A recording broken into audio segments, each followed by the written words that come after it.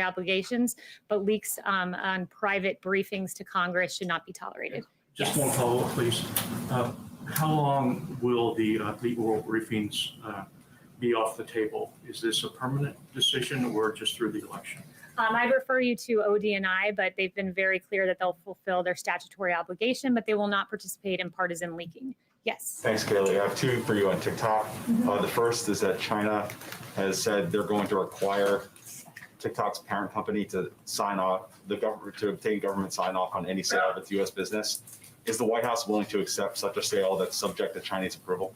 Negotiations are ongoing on a sale of TikTok, so we are not going to get in the way of those negotiations by providing comment on this. But the administration is committed to protecting the American people from all cyber-related threats to critical infrastructure, public health and safety. And these apps, as I've detailed from the podium before, collect significant amounts of private data on users, which can be accessed and used by the PRC. And that's go ahead. The second question is on the timeline here. There's some confusion among buyers. There was one order that said there would be a 45-day deadline for TikTok to stop transacting business in the U.S., and then another said there was a 90-day deadline for TikTok's owner to divest. So can you just clear that up for the market? You know, what's the actual deadline for the sale? I'd have to check into that, but I'll check in and get back with you about the discrepancy there. Yes, Jeff. Kaylee, thank you.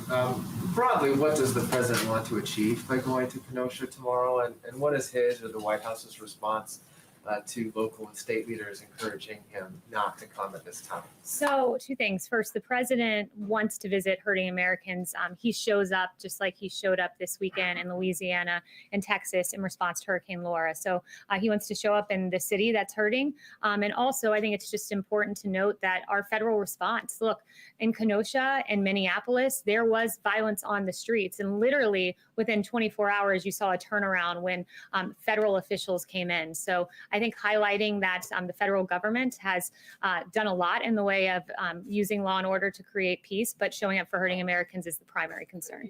Just to follow up on that, like he didn't show up in Portland, where there were also protests that he talked about a lot. Is it not also because Wisconsin is such an important political state? The president's showing up to see hurting Americans. He goes to several states each and every week, and this is another one in a long line of many.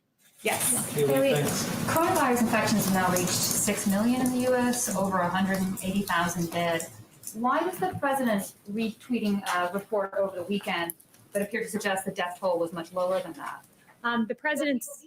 Do you believe the number is low? The president was referring to a CDC, new information that came out from the CDC that showed that 94% rather of cases of fatalities were not just COVID alone. There was another comorbidity or extenuating matter. So he was just pointing to those numbers, but we're encouraged to see a drop in cases, deaths, hospitalizations, and very encouraged that we have one of the lowest case fatality rates in the world. In fact, ours is 3.1%.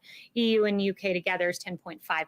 So we're encouraged that our therapeutics are working and saving lives thanks to the hard work of President Trump tearing down bureaucratic barriers. Number, is he trying to downplay the death toll? And no, he was highlighting new CDC information that came out that was worth noting.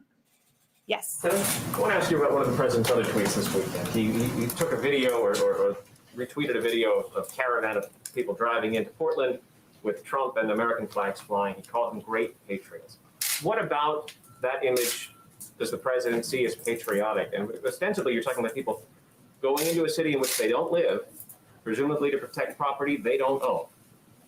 What's patriotic about that activity? The president was highlighting that these were good Americans going in to peacefully be a part of a protest and show their voice. And, you know, that's what he was noting by the tweet and highlighting the video, which he routinely does. What about the video of them scuffling, shooting paintballs at people, getting in the mix with people? Is that patriotic activity? I don't think the president's seen that video, nor have I. But if you're going to ask about paintballs, it's incredible that for 90 days I've stood at this podium talking about officers who have been lasers flashed in their eyes in an attempt to blind them, commercial grade fireworks being thrown at them, a church right out here burning down, the people that were harassed and yelled at, Senator Rand Paul, Dan Bongino right out here. And you're going to ask me about a paintball video when in fact for 90 days we've seen horrific horrific violence by Antifa, a radical anarchist organization. You're going to ask me about a paintball video I've yet to see, and neither is the president. Fantastic. I'm going to ask you about it, but you maintain that the people who went into the city to conduct that activity, they are The president's never seen that video. I don't even know if the people that you're referring to were a part of the paintball activity. But look, there's been 90 days of violence from left-wing anarchists. It's incredible that today is the one time you're interested in a violence when it's paintballs, and we don't even know who set off these paintballs, but you fail to ask for 90 days about violence from an anarchist organization because it happens to be on the left. Francesca. Okay, thank you, Kaylee. The president is also traveling this week to Wilmington, North Carolina. He could celebrate the end of World War II in any city in America. So why is he traveling specifically to Wilmington? Why is that the place that he is choosing to designate as the first heritage city site for World War II?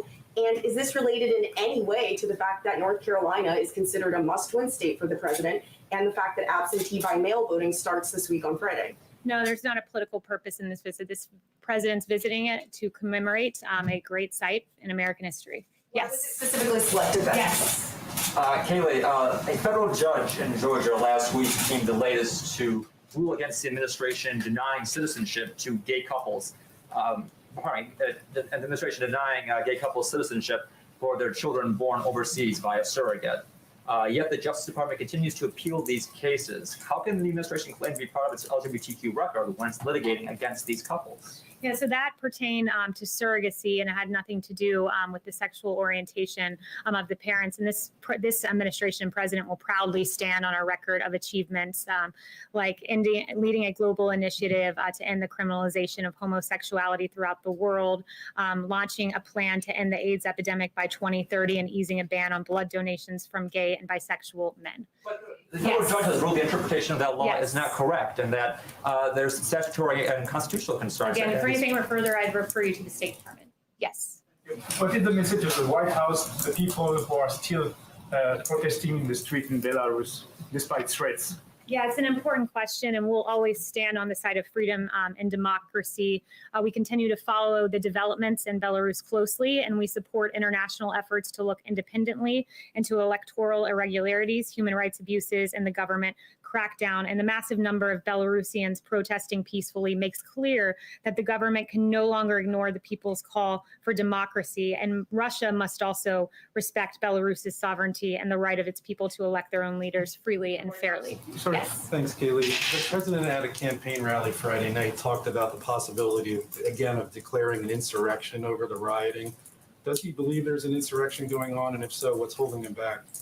So the president does not want to invoke the Insurrection Act, which has been used very sparingly. But what he does want is to help these cities where he can. And when you see Kenosha, when federal forces came in, there was peace in Minneapolis. And in both of those cases, it was at the invitation of the governor. So we want to work collaboratively with Democrat mayors and governors. They, after all, do hold the police power as embedded in the Constitution to control their streets. But we, as a federal government, are willing to supplement. You mentioned the person who was killed in Portland last weekend. He was a Trump supporter. Does the president feel like Portland right now is too dangerous for his supporters? Should they stay away from the city? The president believes that people of all ideologies should be able to peacefully protest and not have their lives put at risk, like Aaron J. Danielson, who lost his life. Noteworthy that his suspected killer said he was, quote, 100% Antifa and ready for, quote, war. Unacceptable. Yes. Thanks, Kaylee. I wanted to follow up on what Catherine was asking about the coronavirus numbers. Given that they're going up, is the president rethinking and urging to reopen schools? And what is the administration's message to parents who might be worried about sending their kids back to class among these rising numbers? So first of all, there's been a drop in cases, deaths, and hospitalizations. In fact, since the peak in July, we saw a 38% decrease in the 7-day average of cases. So numbers are going down. It's paramount that students have the option to go back to school, that parents have a choice to send their kids back to school. And as Dr. Redfield said, CDC director, I think we have to be honest that the public health and interest of students in the nation right now is to get a quality education and face-to-face learning. We need to get on with it and give parents this option. There are a lot of consequences for schools staying closed, and I've walked through a number of those. Yamish. Hi, thanks, Kelly. Two quick questions. The first is Kellyanne Conway, sorry for my voice being a little scratchy, but no worries. Kellyanne Conway said the more chaos and anarchy and violence reign, the better it is for the very clear choice of who's best on public safety and law and order. Does this president, is he rooting for more violence for the political benefit? That's what Kellyanne Conway's quote is suggesting. Democrats say that the president thinks violence works in his political favor. Absolutely not. He is not rooting for more violence in the slightest. And in fact, I would note that under his administration, we saw violent crime nationwide decrease in both 2017 and 2018 after rising during each of the two previous years. We're encouraged that Operation Legend is working. In Kansas City, violence has been cut by a third. In Indianapolis, we've gotten 49 guns off the streets in 2 weeks that were related to gun violence. And helps make his case for re-election. No one wants to see the violence that we've seen in our cities, where after 2 years of coming down under President Trump in Portland, you have a 650% increase in murders. In Seattle, you had the first 8-month totals of murders almost surpassing the entire amount in 2019. And this is because of the defund the police movement. This is because of the criticism of our police officers and the drawing down of funds for these officers. No one wants to see this, which is why the president is fighting against that movement. And it's why he's fighting for a robust Operation Legend response that's proved successful so far. Why hasn't the president just said Americans shouldn't be taking their own weapons to try to protect the buildings and condemning the idea of people kind of deputizing themselves? And does this White House believe that citizens should stop showing up to cities, especially the ones they don't live in, to have guns to protect buildings? This White House believes our police should be fully funded. We should have more police rather than less. We shouldn't criticize our police because it is our police officers who are responsible for taking to the streets and protecting us. And when they're called cancers by Congresswoman Ilhan Omar, when they're compared to the KKK by a current sitting vice presidential candidate, it's appalling. It's despicable. We need to fund our police officers because they should be the ones out patrolling the streets. Yes, Chanel. Thank you, Kaylee. What is the president's position on victims, families, businesses as a result of these riots suing Democrat-run cities? Would he support them if they were to band together and do so? I haven't spoken to him about that specifically, but certainly what you're seeing is it is Democrat cities where you're seeing all of these numbers increase. When you look at, I just noted to Yamish, Portland, Seattle, Philadelphia, Minneapolis, Chicago, New York City, these have all seen anywhere from a 33% spike in the murder rate to a 277% increase in 1 month alone in New York City. It's appalling. And it is Democrat governors and mayors and lawlessness that they're allowing to prevail. When federal forces come in, the situation changes. And it's so interesting to me to see Democrats who once disparaged, who ignored the violence, I should say, all of a sudden caring about it. But let's not forget what they said previously. Speaker Nancy Pelosi downplaying the violence rocking U.S. cities, ignorantly saying people will do what they do. Jerry Nadler, when asked about Antifa, he said that was a myth that's being spread around Washington, D.C. It's not a myth. In fact, an Antifa individual took the life of an innocent Trump supporter in Portland.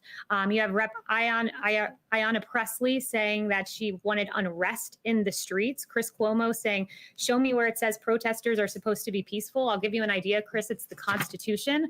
Don Lemon saying, quote, the rioting has to stop, Chris, as you know, and I know it's showing up in the polls, it's showing up in the focus groups. It's the only thing right now that's sticking. So now all of a sudden, 90 days later, I from this podium have talked about law and order. The president has talked about law and order repeatedly, but because the polling has shifted, now it's time for the Democrats to deny what they said previously and all of a sudden focus on law and order. I'll leave you with this. That's like the arsonist blaming the firefighter.